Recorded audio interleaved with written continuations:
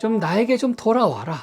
도무지 관심을 가지지 않으니까 하나님께서 이런 저런 형태로 계속해서 우리를 이렇게 찝쩍거리시는 거예요. 이렇게 하면 좀 돌아올래나? 저렇게 하면 좀 나에게 관심을 가지려나?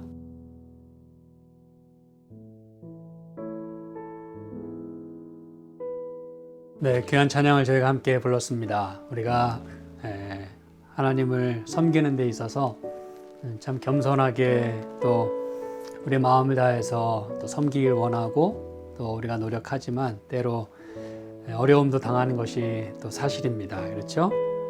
또 우리가 이제 신앙생활을 하다 보면 여러 내가 지은 죄뿐만 아니라 또 나와 상관없이 외부에서 오는 많은 압박들이나 또 어려움들이 있습니다. 그렇죠? 그러나 오늘 부른 또 찬미처럼 또 저희가 나누게 될 또 말씀대로 우리가 이것들을 잘 이겨내고 또 잘 감당해내서 마침내 하나님 앞에 우리가 흠 없이 또 올바르게 잘 설 수 있기를 이 서두에 제가 간절히 바라겠습니다. 함께 조인하신 여러분들 진심으로 환영하고 또 다시 한번 감사드립니다. 오늘 함께 나눌 말씀은요. 아모스서 4장 6절부터 12절까지 있는 말씀을 보도록 하겠습니다. 특별히 12절 말씀은 저희가 이제 다음 시간에 좀 더 집중적으로 저희가 말씀을 또 특별한 시간으로 나누겠고요. 이제 전체적으로 6절부터 12절까지 있는 말씀을 나누도록 하겠습니다. 한 절 한 절 좀 살펴보도록 하겠는데 우리가 지난 시간에는 하나님께서 이 이스라엘 백성, 당신의 백성이죠. 그저 뭐 신앙 형태는 다 가져요. 신앙생활은 열심히 하는 것처럼 보이지만 그들이 드리는 희생, 또 제사, 그리고 또 11조, 또 그들이 하는 모든 신앙의 모습이 결국은 여기 5절에 말한 것처럼 너희의 기뻐하는 바다 이렇게 말씀하시므로 우리 좋게 하는 것이죠. 우리가 만족하면 되는 거예요. 하나님께서 이것을 기뻐 받으실 것인가를 보는 게 아니라 내가 내 할 의무를 다하고 또 내 기분이 좋으면 되는 것입니다. 그래서 하나님께서 이제 안타까이 말씀을 하시면서 내게로 돌아오라 라고 하는 말씀을 이제 오늘 살펴볼 말씀 가운데 여러 번 말씀하십니다. 그래서 이게 이제 6절부터 보시면 또 내가 너희 모든 성읍에서 너희 일을 한가하게 하며 너희 각처에서 양식이 떨어지게 하였으나 너희가 내게로 돌아오지 아니하였느니라. 이는 여호와의 말씀이니라. 그래서 여러분 우리는 하나님이 기뻐하시는 거룩한 산 제사를 드려야 되는데 그러려면 하나님께 마음을 드리고 또 우리가 우리 죄를 용서받고 또 하나님께 이렇게 돌아가는 그러한 우리의 그 참된 그 회개 그런 그 변화된 삶이 되어야 될 텐데 하나님은 여기 뭐라고 말씀하시냐면 너희가 내게로 돌아오지 않았다 그렇게 말씀을 하십니다. 근데 여기서만 말씀하시는 것이 아니라 8절에도 후반부에 너희가 내게로 돌아오지 아니하였느니라. 이는 여호와의 말씀이니라. 이제 하나님이 마음으로 지금 하시는 그 말씀이라 이것이죠. 그렇죠? 이 말씀이라는 그 뉘앙스 속에는 지난번에 말씀드렸지만 하나님의 그 관심과 하나님의 그 탄식이 들어있다고 말씀드렸어요. 9절에도 너희가 내게로 돌아오지 아니하였느니라. 이는 여호와의 말씀이니라. 10절에도 너희가 내게로 돌아오지 아니하였느니라. 이는 여호와의 말씀이니라. 11절에도 너희가 내게로 돌아오지 아니하였느니라. 이는 여호와의 말씀이니라. 그래서 지금 하나님의 모든 관심과 그분의 마음, 지금 하시고자 하는 말씀의 포인트는 우리가 하나님께로 돌아가지 않았다는 것이에요. 신앙의 형태는 다 하는데 우리의 겉모습은 뭐 나무랄 데가 없어요. 누가 봐도 크리스찬이고 누가 봐도 하나님의 백성이에요. 그런데 하나님은 말씀하시기를 내게로 돌아오지 않았다라고 말씀을 하시는 것입니다. 그래서 여기 이제 오늘 살펴보는 6절부터 12절까지 말씀 가운데 하나님이 그 워닝 메시지를 보내고 계세요. 특별히 단순히 그냥 말씀뿐만 아니라 이제 그 어떤 우리가 그 피부로 느낄 수 있고 또 과거의 모든 이스라엘 백성의 그 행적 하나님께서 하신 모든 일들을 능히 이렇게 상기시킬 수 있고 또 기억할 수 있는 그런 아주 실제적인 모습들을 여기 언급을 하시면서 이 경고 메시지를 주십니다. 근데 놀랍게도 이 메시지는 7개예요. 여기 이제 리스트된 게 7개입니다. 여러분, 참 의미가 있지 않습니까? 같은 메시지를 계속해서 보내시고 또 그 각각의 메시지가 포함하고 있는 이미지들은 다 달라요. 그리고 그 재난의 내용들 다 달라요. 그런데 그 모든 것이 7개. 다시 말하면 하나님께서 우리 인간에게 주실 수 있는 마지막 경고의 메시지, 마지막 우리가 잊어서는 안 되는 하나님의 온 마음이 들어있는 완벽한 그 경고의 메시지 덩어리가 바로 오늘의 말씀 속에 들어있다는 것입니다. 또 완전 수가 가리키는 그 의미죠. 그렇죠? 근데 이제 그 7개 중에 첫 번째로 하나님께서 너희 이를, 여기 이라는 말은 여기 이제 치아입니다. 이빨. 그 이를 한가하게 하겠다. 너희 각자에서 양식이 떨어지게 하겠다 그랬어요. 그렇게 하시는 이유가 뭐냐 이거예요. 뭐 하도록 하기 위해서 그런 것들을 주신다는 거예요? 좀 나에게 좀 돌아와라. 도무지 관심을 가지지 않으니까 하나님께서 이런 저런 형태로 계속해서 우리를 이렇게 찝쩍거리시는 거예요. 이렇게 하면 좀 돌아올래나? 저렇게 하면 좀 나에게 관심을 가지려나? 그래서 심지어는 하나님이 쓰실 수 있는 정말 우리 인간이 경험할 수 있는 그 아픔, 그게 이제 우리에겐 재앙이죠. 그렇죠? 마치 여러분이 이제 오늘 쭉 읽으시다 보면은 이 재앙들 혹은 경고의 메시지들이 그 애굽에 내린 10재앙과도 크게 그렇게 다르지 않아요. 개수는 다르지만 하나님이 왜 애굽에 재앙을 내리셨는지에 대한 그분의 그 마음과 목적은 같다 이것이에요. 사실 바로가 하나님께로 마음을 바로 오픈했으면 뭐 굳이 하나님 안 믿어도 괜찮아요. 그냥 하나님 말씀하신 것에 그냥 순종만 했으면 그 10재앙 굳이 경험할 필요가 없었거든요. 그렇죠? 10재앙은 그 사이드로 혹시나 쓰실 수 있는 하나님의 카드였어요. 바로가 말을 잘 안 들을 걸 내다보셨지만 그래도 말 들으면 이건 내리실 필요가 없었던 재앙들입니다. 그런데 바로는 하나님을 인정하지 않고 하나님 말씀을 도무지 따르지 않았어요. 무시했고, 그렇죠? 여기 왜 하나님이 그 이를 한가하게 했느냐? 여러분, 이가 한가하게 된단 말이 무슨 뜻일까요? 이빨이 한가해요. 할 일이 없어요. 너무너무 심심해 죽겠어요. 그 얘기는 뭐예요? 뭐 할 일이 없는 거예요? 씹을 일이 없는 거예요. 씹을 일이 없다는 얘기는 먹을 게 없다 이것입니다. 그 각처에서 양식이 떨어지게끔 하셨어요. 안타깝죠. 하나님이 꼭 이렇게 하셔야만 했는가? 우리는 하나님께 왜 하나님 우리에게 이렇게 심한 이런 재앙을 주시고 혹독한 시련을 주십니까? 그러는데 때로 하나님께서 우리에게 이런 것들을 허락하실 때는 다 이유가 있다는 것입니다. 우리가 그것을 이해하지 못하면 그리고 그 재난과 재앙 그 너머에 있는 하나님의 그 마음을 우리가 붙잡지 못하면 엉뚱한 데 우리는 마음을 쏟고 우리의 정력을 낭비하고 불평하고 우리는 그냥 맘대로 살고 에라 모르겠다. 근데 이 이스라엘 백성이 너희가 내게로 돌아오지 않았다 그랬어요. 이걸로 끝났으면 참 좋았겠지만 7절 또 추수하기 석 달 전에 내가 너희에게 비를 멈추어 어떤 성읍에는 내리고 어떤 성읍에는 내리지 않게 하였더니 땅 한 부분은 비를 얻고 한 부분을 비를 얻지 못하여 말랐음에 여러분 이 정도 되면 사람들이 뭔가 깨닫는 게 있어야 되지 않을까요? 그렇죠.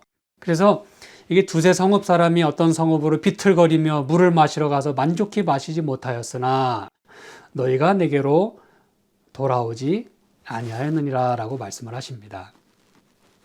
저는 이 말씀을 읽으면서 예수님이 하신 그 말씀이 좀 기억나게 됐어요. 주님의 말씀이 떠오르게 됐습니다.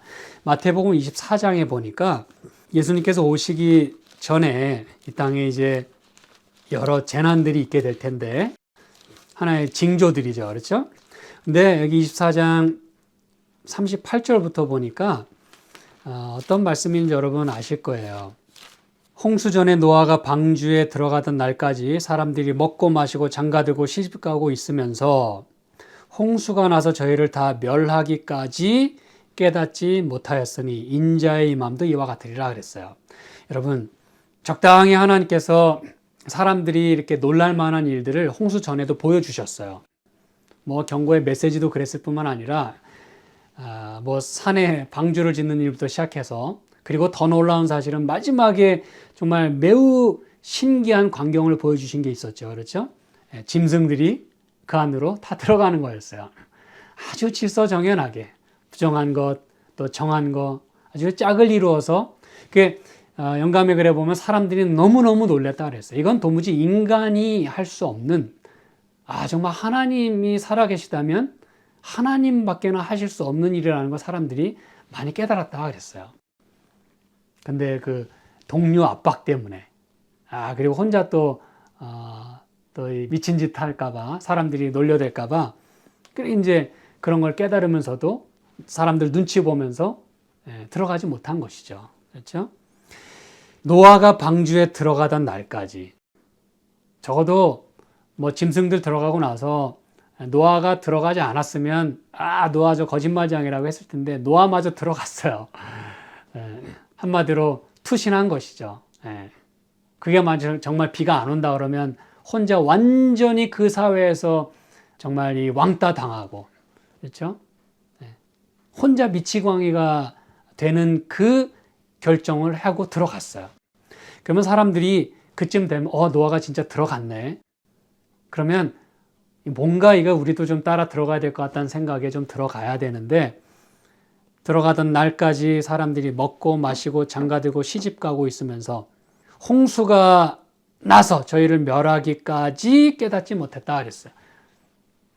다시 말하면 그때 깨달은 거는 늦었다 이것입니다. 여러분, 제가 이제 오늘과 다음 시간에 드리는 말씀 굉장히 중요합니다. 이게 예수님이 이 땅에 오실 때의 우리의 모든 형편들을 우리가 이야기를 나눌 것이기 때문에 그래요. 인자의 임함도 이와 같으리라 그랬어요. 그런데 여기 40절에 41절, 42절 뭐라고 계속 말씀하냐면, 그때 두 사람이 밭에 있음에 하나는 데려감을 당하고 하나는 버려둠을 당할 것이요. 두 여자가 매를 갈고 있으며 하나는 데려감을 당하고 하나는 버려둠을 당할 것이니라. 여러분, 이 정도 되면 사람들이 당연히 깨달아야 되는 거 아닌가요? 하나는 데려감을 당하고 하나는 버려둠을 당한다 그랬어요. 이 도대체 이게 무슨 일이냐 이거예요.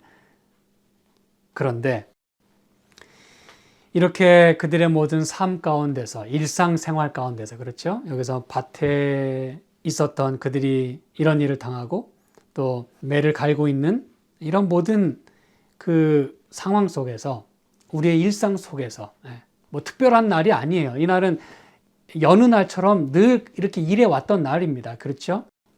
그런데 사람들이 그래도 깨닫지 못할 때에 42절에 그러므로 깨어있으라. 어느 날에 너희 주가 임하는지 너희가 알지 못함이니라 그랬어요.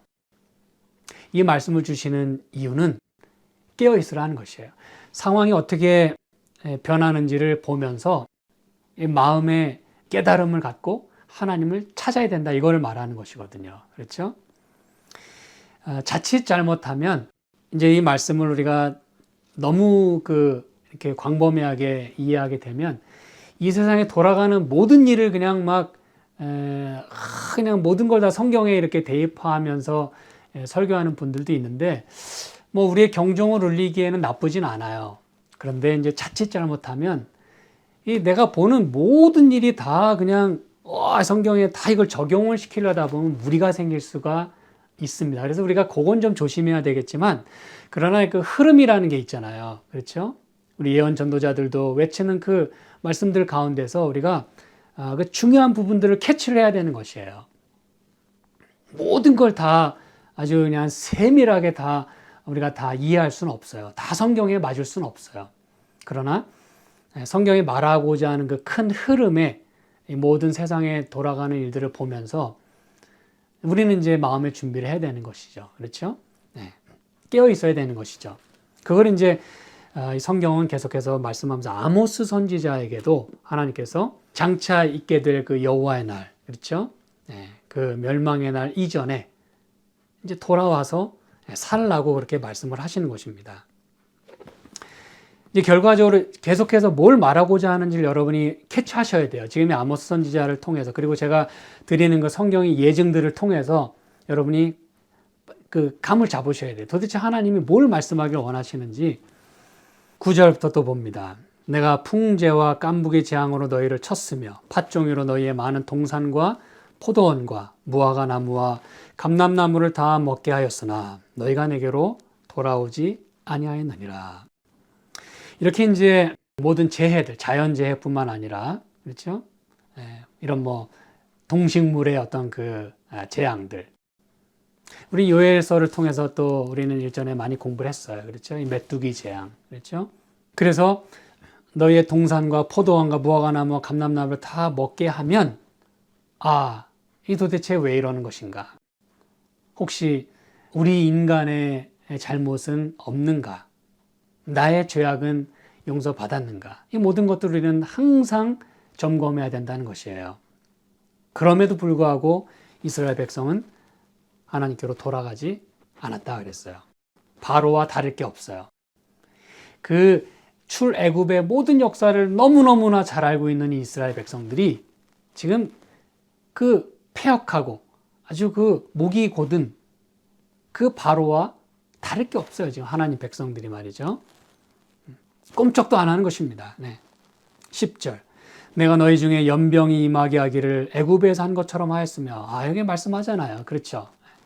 애굽에서 한 것처럼 연병을 보내셨다 그랬어요. 이걸 보내는 하나님 마음이 여러분 뭐 좋으셨겠어요?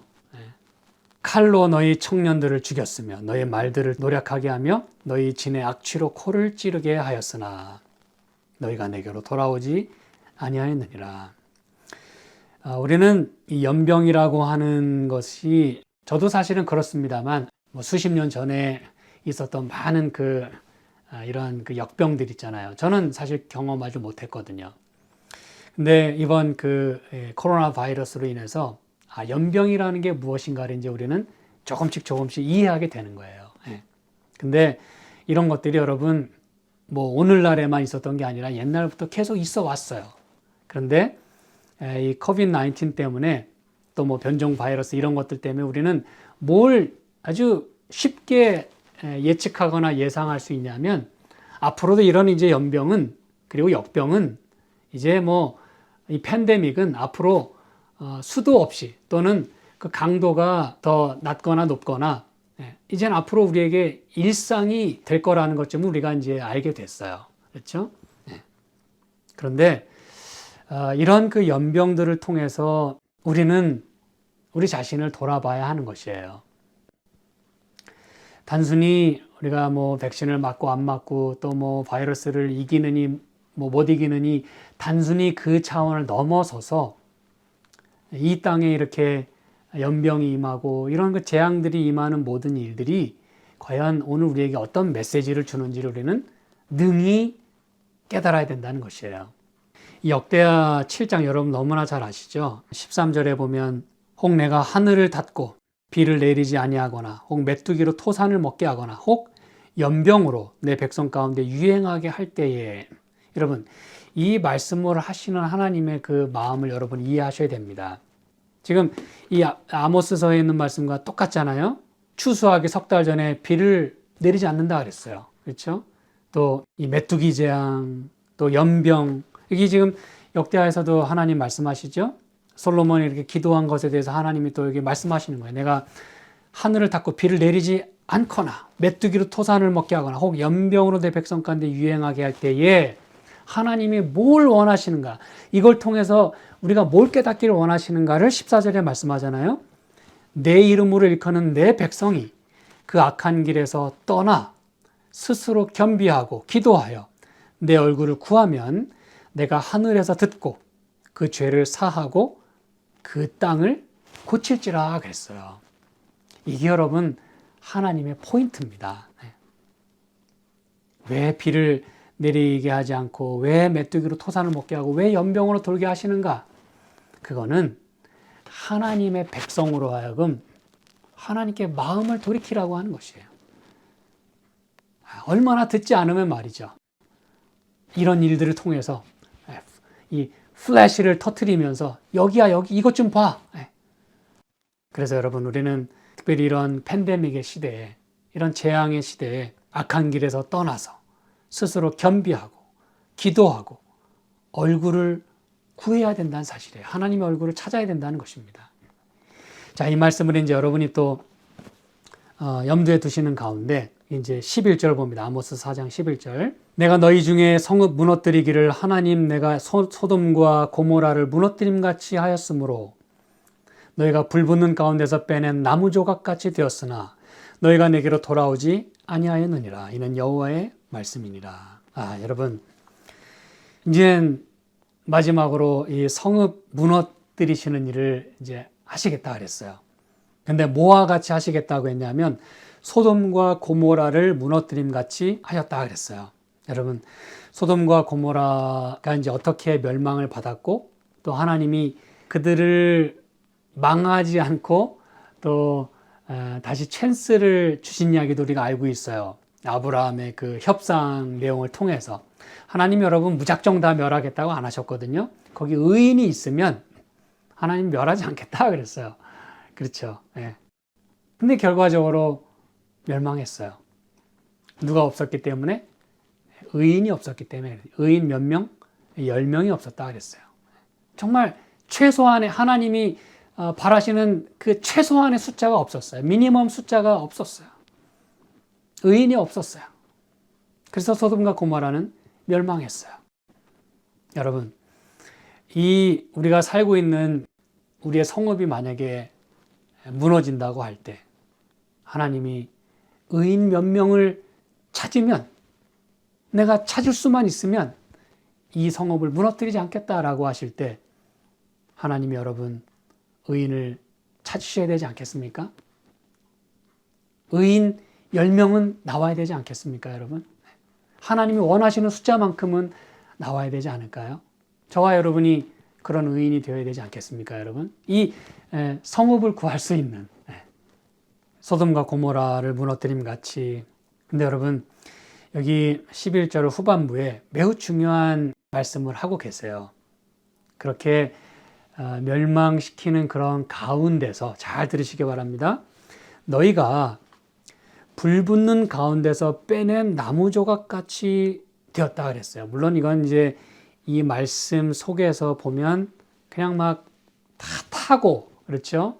또 타다 남은 그 숯덩이, 이런 거 보니까 참 그 상태가 아주 참혹한 것을 여러분이 느끼실 수 있어요. 그렇죠.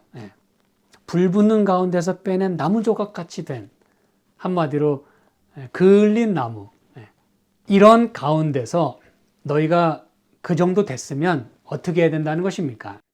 정신을 바짝 차려야 된다 이것이에요. 그냥 가만히 놔뒀으면 그냥 다 타서 없어지는 건데 그나마 그 불붙는 가운데서 빼어낸 나무 조각같이 되었으니까 아직 타지는 않았어요. 아직 다 망하지는 않았어요. 아직 죽지는 않았어요. 아직 모든 게 끝나지 않았어요. 그랬으면 여러분 어떻게 해야 됩니까? 아이고 하나님 감사합니다. 제가 죽을 뻔했는데 이렇게 저를 살려주셨네요. 무슨 목적이 있으실 거라고 제가 믿습니다. 하나님 제가 죽는 날 동안 주님을 위해서 제가 목숨 걸고 열심히 일하겠습니다. 뭐 이렇게 나와야 되지 않을까요, 여러분? 그런데 이스라엘 백성들은 어떻게 했다고요? 너희가 내게로 돌아오지 아니하였느니라 그랬어요. 겨우 죽을 거 살려놓으니까 자기가 산 줄 알고 말이죠. 아이고 살았다. 재수 좋았다. 운 좋았다. 여러분 이런 가운데서 여러분 하나님이 이 모든 말씀들은요 우리에게 이제 오늘 아모스 시대의 그 백성들도 이 마지막 찬스는 이제 주어져요. 사실은 이 메시지를 듣는 그때가 이제 마지막 찬스입니다. 다시 말하면 그들에게 있어서 은혜의 시기라는 것이에요. 제가 은혜의 시기라는 용어를 썼습니다. 그들이 이제 이런 모든 재앙들을 경험하면서 이제 정신 차리고 하나님께로 돌아가면 사는 거예요. 아직은 기회가 있어요. 그리고 하나님이 실제로 불 붙는 가운데서 그 나무 조각들을 빼내 주셨어요. 이게 이제 하나님의 마지막 행위입니다. 잘 들으셨죠? 하나님 하실 수 있는 마지막 일이에요. 그분이 우리에게 주실 수 있는 마지막 은혜라는 얘기입니다. 우리가 경험할 수 있는 마지막 구원이에요. 그런데 이때 우리가 어떻게 해야 될 것인가? 우리 스가랴서 3장에 있는 말씀 좀 보실까요? 스가랴 3장 1절부터 봅니다. 대제사장 여호수아는 여호와의 사자 앞에 섰고 사단은 그의 우편에 서서 그를 대적하는 것을 여호와께서 내게 보이시니라. 여러분이 잘 살아도 하나님께로 돌아가고 하나님과 동행하고 하나님을 위해 살아도 우리 옆에는 항상 누가 있어요? 하나님도 계시지만 사단이 우리 우편에 서서 여러분 우편에 섰다는 얘기는 그만큼 우리를 힘있게 장악하고 있다는 그런 의미거든요. 아주 너무나 확실하게 우리를 건드릴 수 있고 우리를 이렇게 사로잡을 수 있는 그런 능력 있는 존재라는 거예요. 얼마든지 그렇게 할 수 있어요. 근데 거기 우편에 서서 하나님 같으면 우편에 서서 도와주실 텐데 이 사단은 우편에 서서 뭐 하는 것을 대적하는 것을 여호와께서 내게 보이셨다 그랬어요. 이게 우리의 현실입니다, 여러분. 우리가 아무리 잘 살아도 사단이 늘 우리를 대적합니다. 여호와께서 사단에게 이르시되 사단아 여호와가 너를 책망하노라. 예루살렘을 택한 여호와가 너를 책망하노라. 이는 불에서 꺼낸 그슬린 나무가 아니냐라고 말씀하십니다. 이제 여러분 이게 무슨 얘기인지 잘 아실 거예요. 죄는 우리가 졌거든요. 그렇죠? 여러분 잘 들으시고 잘 생각해 보시기 바랍니다. 죄는 우리가 졌어요. 우리가 죄인이에요. 근데 하나님은 누구를 책망하세요? 사단을 책망하십니다. 단지 사단이 죄의 장본인이라고 하는 것 때문에 하나님의 사단을 책망하세요. 여러분, 이게 은혜 아닙니까? 지금 하나님의 저와 여러분을 책망하시면요, 살아남을 수가 없어요. 그분이 우리를 지금 책망하시면 우리는 끝입니다. 근데 때가 되면 하나님 우리를 책망하시게 돼요. 그게 이제 우리가 오늘과 다음 시간에 나눌 그 말씀입니다, 여러분. 그러면서 말씀하시기를 예루살렘을 택한 여호와가 라고 말씀하세요. 예루살렘이 여러분 지금 어디입니까? 그리고 뭐 하는 동네고 어떤 사람들이 사는 곳입니까, 여러분? 하나님의 아들 예수 그리스도를 십자가에 못 박은 사람들이고 동네고 그 역사예요. 지금 이 메시지를 듣는 이 백성들입니다, 여러분. 그러나 하나님은 여전히 예루살렘을 버리지 않으시고 예루살렘을 택한 그분이 사단을 지금 책망하세요. 왜 책망하는가? 이는 불에서 꺼낸 거슬린 나무가 아니냐. 여러분, 저와 여러분은요, 이 사단의 이 대적과 또 그 공격, 또 그 죄의 유혹, 이런 것들로 인해서 제가 이렇게만 말씀드리니까 모든 책임은 사단에게만 가죠. 여러분, 저와 여러분, 우리 스스로도 죄를 많이 짓습니다. 내 선택으로, 내 습관으로, 내 이기심으로, 내 욕심으로. 그래서 우리가 어떻게 됐어요? 다 불에 타 죽게 생겼어요. 근데 하나님이 어떻게 하신 거예요? 불에서 꺼내주셨어요. 아모스서에 말씀한 것처럼 그 불 붙는 가운데서 우리를 그 나무를 꺼내주셨어요. 완전히 타지 않게. 그래서 저와 여러분은 내가 지은 죄로 인해서 그리고 또 다른 유혹으로 인해서 외부의 어떤 압박으로 인해서 이래저래 막 치이고 그냥 막 스트레스 받고 상처 받고 이래가지고 불에서 꺼낸 거슬린 나무처럼 됐어요. 여러분, 이쯤 되면 우리는 깨달아야 합니다. 하나님이 아직도 나를 버리지 않으셨구나. 아직도 나에게는 시간이 있구나. 아직도 나에겐 찬스가 있고 하나님께 돌아갈 그 아주 절호의 그 기회가 남아 있구나. 하나님 아직 나를 받아주실 때, 아직 나를 택하셨을 때. 여호수아가 더러운 옷을 입고 천사 앞에 섰는지라. 여러분, 우리는 더러운 옷을 입고 사는 사람들이에요.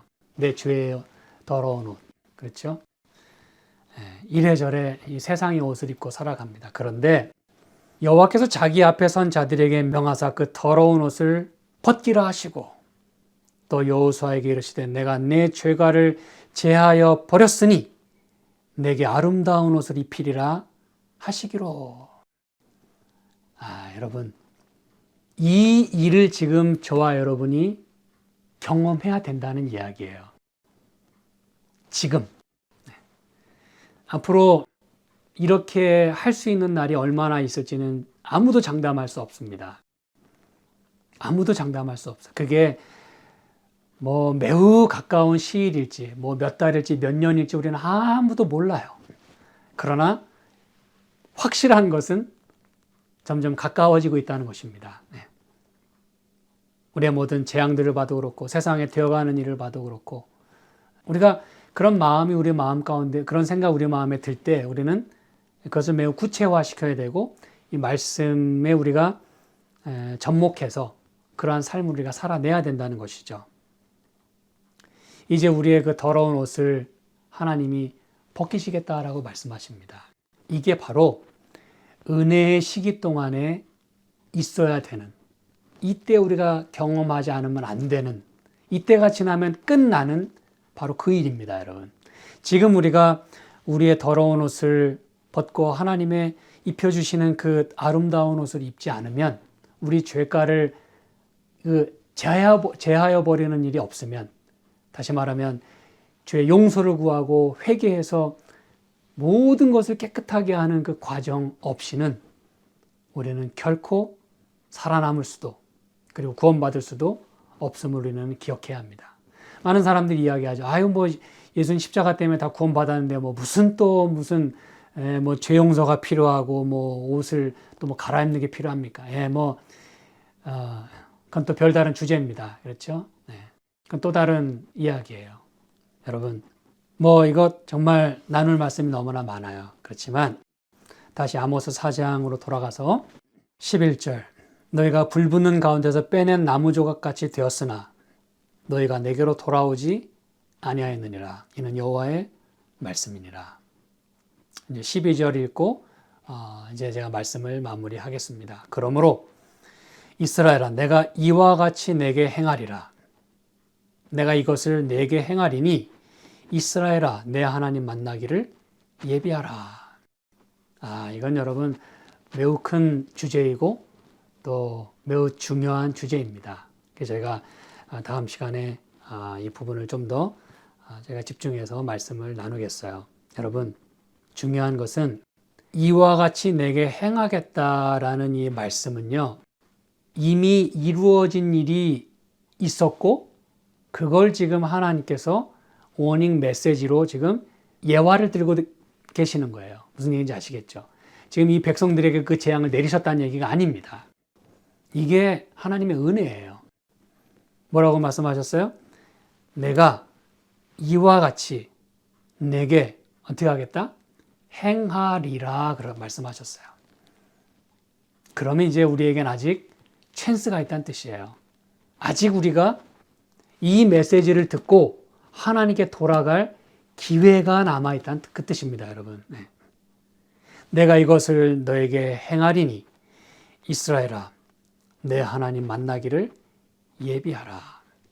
우리의 결국은 품성이 하나님을 닮아가야 되고 마지막 우리의 어카운트를, 내 보던 일을 셈할 때가 있음을 오늘 우리가 꼭 기억해야 합니다. 이제 이걸 다음 시간에도 나누겠어요. 여러분, 오늘 하나님께서 우리에게 말씀하십니다. 이 세븐 메시지를 우리에게 보내시면서 너희가 내게로 돌아오지 않았다. 우리는 이 말씀을 들으면서 어떤 생각을 하시게 됩니까? 또 어떤 결심을 하시게 됩니까? 지금 이때에 하나님께서 우리의 죄가를 다 용서해 주시고 우리의 더러운 옷을 다 벗고 하나님이 입혀주시는 그런 아름다운 옷을 입고 하나님의 마음을 닮아야 하나님을 만날 때, 여기 내 하나님 만나기를 예비하라 그랬잖아요. 그렇죠? 우리가 하나님 만날 거예요. 그게 이제 뭐 지금 재림을 지금 얘기하는 거 아닙니다. 재림은 당연히 우리가 하나님 만나게 될 거예요. 그런데 여기서는 지금 심판의 메시지거든요. 이게 하나님 만난다는 게 무슨 얘기일까요? 심판대 앞에 서겠다는 그 뜻이거든요. 그렇죠? 우리는 그때를 위하여 준비해야 합니다.